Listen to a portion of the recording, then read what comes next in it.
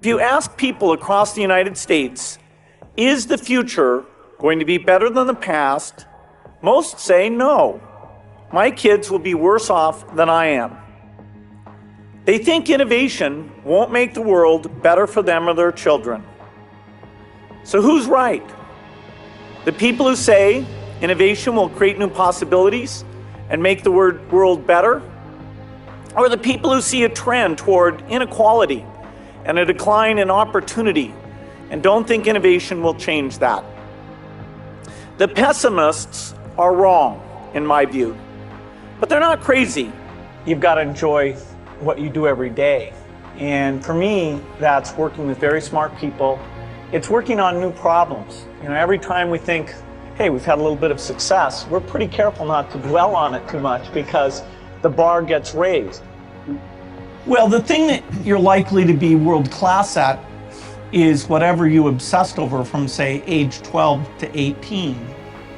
In my case, it was writing software, where I would think I was good, and then I would meet somebody who would tell me I wasn't, and I would look at their code, and I went through 4 sort of comeuppances of, oh, that's what a really good programmer looks like. My best business decisions really have to do with picking people. Deciding to go into partnership with Paul Allen is probably at the top of the list. And then subsequently hiring a friend, Steve Ballmer. And having somebody who you totally trust, who's totally committed, who shares your vision and yet has a little bit different set of skills, and also acts as a check on you. Some of the ideas you come up with, you run by them because they're going to say, hey, wait a minute. Have you thought about this and that? And just, the benefit of sparking off of somebody who's got that kind of brilliance, it's not only made it fun, but it's really led to a lot of success. So picking a partner is crucial. I talked to my dad, I talked to Warren, I talked to my wife Melinda.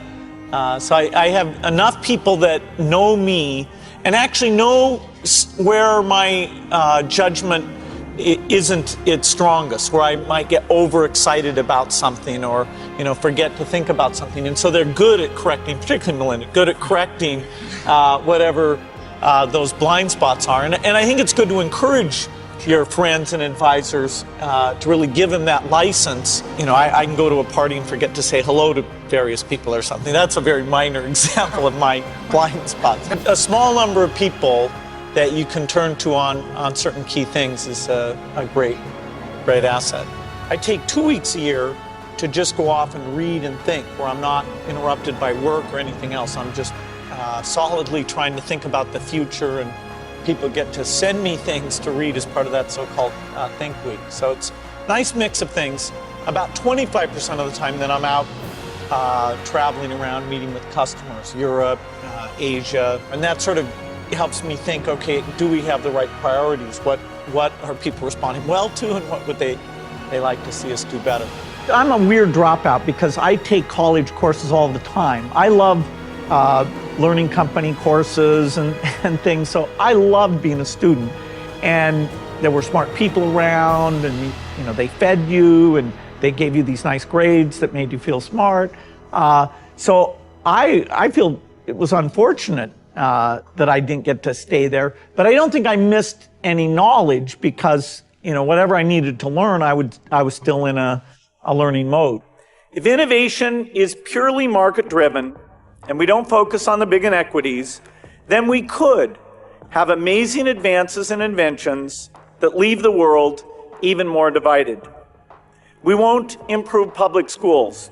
We won't cure malaria. We won't end poverty. We won't develop the innovations poor farmers need to grow food in a changing climate.